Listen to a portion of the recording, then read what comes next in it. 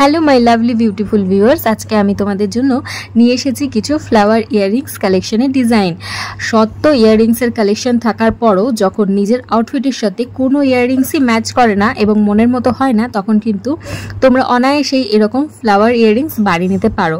আমি এই ভিডিওতে পুরোটাই তোমাদের সাথে শেয়ার করেছি ঠিক কীভাবে তোমরা নিজেদের জন্য ফ্লাওয়ার ইয়াররিংস বানিয়ে নিতে পারো।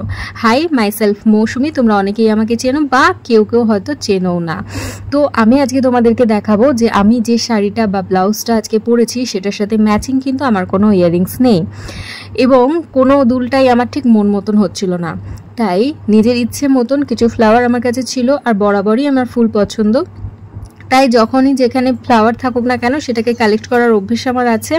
ফুল নষ্ট করার থেকে আমার মনে হয় ব্যবহার করা অনেক বেশি ভালো, তাই কখনোই ফুল আমি ফেলে দিই না। আমার দেখো এখানে অনেকগুলো ইয়াররিংস রয়েছে, তার মধ্যে থেকে এরকম একটা মতি কানের আমি পছন্দ করে নিয়েছি। জাস্ট একটা বল রয়েছে, তার পেছনে পিন রয়েছে।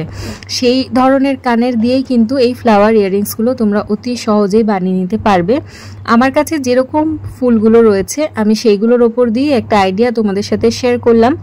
তোমরা যদি মনে করো যে ইনস্ট্যান্ট কোনো ভিডিও শ্যুট বা কোথাও স্পেশাল কোনো অকেশন যেখানে ফ্লাওয়ারের ইউজ তোমরা করতে পারবে, সেখানে কিন্তু তোমরা অতি সহজেই নিজেদের পছন্দ মতন ইয়াররিংস এটা দিয়ে বানিয়ে নিতে পারো। খুব সহজেই এরকম ধরনের ইয়াররিংস তৈরি হয়ে যায়, যেটা কিন্তু দেখতে খুব অসাধারণ লাগে।